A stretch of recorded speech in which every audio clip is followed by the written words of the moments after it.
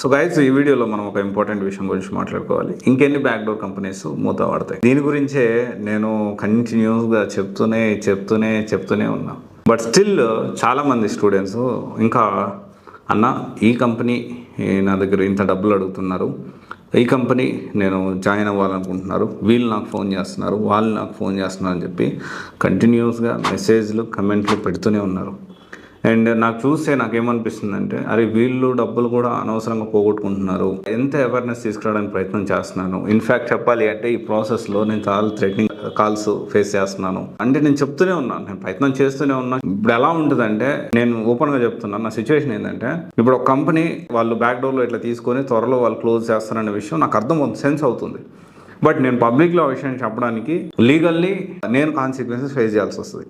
So once బయటకు వచ్చి ఏదైనా కంప్లైంట్ ఫైల్ చేయడం కానీ వాళ్ళ మీద, లేకపోతే కేసు ఫైల్ చేయడం కానీ, లేకపోతే పబ్లిక్లోకి వచ్చేస్తే దాని గురించి నేను కూడా ఓపెన్గా మాట్లాడగలుగుతా. కానీ నేను అప్పటికెప్పుడు నేను ఇండైరెక్ట్గా హింట్ ఇవ్వడానికి ప్రయత్నం చేస్తూనే ఉన్నా.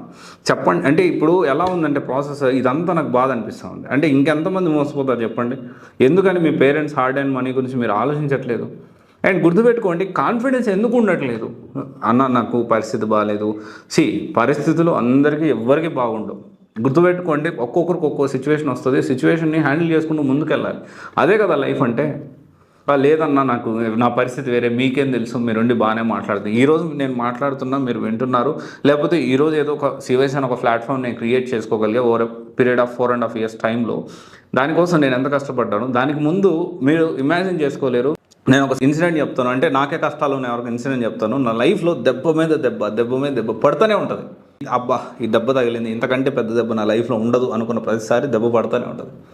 అండ్ నాకు అలవాటు అయిపోయింది ఈ దెబ్బలు తిని ఇంకెన్ని దెబ్బలు సరే వస్తే రాని, నేను చేయగలిగింది ఏం లేదు, టెన్షన్ పడి వేస్ట్ కదా అనే పరిస్థితికి వచ్చేసాను.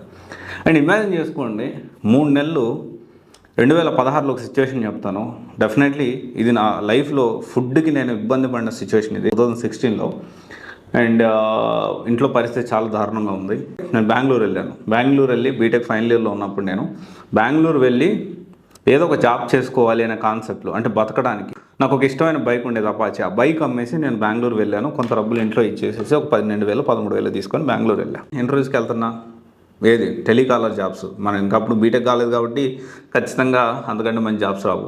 నార్మల్ చిన్న టెలికాలర్ జాబ్స్ 10,000 12,000, లేకపోతే ఇంకా చెప్పాలి అంటే సెక్యూరిటీగా కూడా నేను వెళ్ళడానికి రెడీ అయ్యాను. బట్ అన్ఫార్చునేట్లీ నా టైం బాగుంది కాబట్టి ఒక చిన్న కంపెనీలో, అటాస్ వరల్డ్ లైన్ అనే కంపెనీలో, అండ్ ఈ టెలికాలింగ్ దాని మీద నాకు జాబ్ వచ్చింది.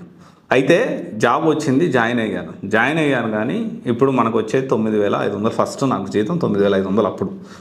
ఆ తర్వాత 12,000, తర్వాత 14,000 అట్లా వచ్చేది వేరే విషయం. అయితే ఎంత ఇబ్బంది అయిందంటే ఆ సిచ్యువేషన్లో, ఆ డబ్బులు అట్లనే అంటే జనరల్గా నా దగ్గర డబ్బులు అయిపోతూ ఉన్నాయి. చాలా ఇంటర్వ్యూస్ అటెండ్ అటు ఇటు తిరుగుతా డబ్బులు అయిపోయినాయి. కొంచెం డబ్బులే ఉన్నాయి. ఆ కొంచెం డబ్బులు ఏంటి అంటే, మా ఆఫీస్లో కొంతమంది పరిచయం అయ్యారు.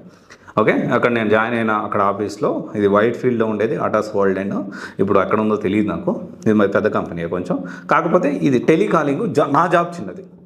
అయితే వచ్చిన తర్వాత నేను మా ఫ్రెండ్ అక్కడ కొంతమంది ఆఫీస్ వాళ్ళు పరిచయం అయితే కలకత్తా వాళ్ళు, అక్కడ ఉండేసేసి వాళ్ళ రూమ్లో ఉండడానికి నేను మాట్లాడుకున్నాను. వాళ్ళు ఏంటంటే 2,500 నీకు ఉండొచ్చు, ఇబ్బంది లేదన్నట్టు చెప్పారు. ఫుడ్ కూడా అన్నారు. సో ఇదే బాగుంది కదా, అంటే 4-5 మెంబర్స్ ఉన్నారు, కాకపోతే కర్రీస్ మేము చెప్పినవి వండుతాం అది ఇది అని చెప్పారు. సరే ఓకే, హ్యాపీ, ఏదో ఒకటి దొరుకుతుంది కదా అని చెప్పి అక్కడ జనరల్గా ఫస్ట్ మాకు తెలిసిన వాళ్ళ అక్క వాళ్ళ ఇంట్లో నుంచి ఇక్కడికి షిఫ్ట్ అయ్యా. దూరం అయిపోతుంది ట్రావెలింగ్ అదంతా అని. నా దగ్గర ఉన్న డబ్బులు కాస్త డబ్బులు వాళ్ళకి ఇచ్చేసాను. అండ్ అవి ఇవి కలిపి దగ్గర 3,000 వాళ్ళకి ఇచ్చేసాం. 1 month వరకు ఈ లోపల నాకు శాలరీ వస్తుంది కదా, సో ఇబ్బంది లేదనుకొని ఆ 3,000 వాళ్ళకి ఇవ్వడం జరిగింది. అయితే ఇచ్చిన తర్వాత అక్కడ వెళ్ళిన తర్వాత 1-2 days బాగానే ఉంది. 3rd day నుంచి రియల్ సిచ్యువేషన్ అని నాకు అర్థమైంది. వాళ్ళు అడిక్టెడ్ టు డ్రగ్స్, అండ్ డ్రగ్స్కి అడిక్టెడ్ ఉన్నారు. అండ్ రోజు ఆఫీస్ నుంచి రావడం గంజాయి కొట్టడం, వాళ్ళు ఫుడ్ వండరు, మనం తీసుకున్న డబ్బులు కూడా తీసుకొని ఎంజాయ్ చేస్తున్నారు. వాళ్ళ లైఫ్ లీడ్ చేస్తున్నాం, మనకు అనవసరం కామెంట్ అది.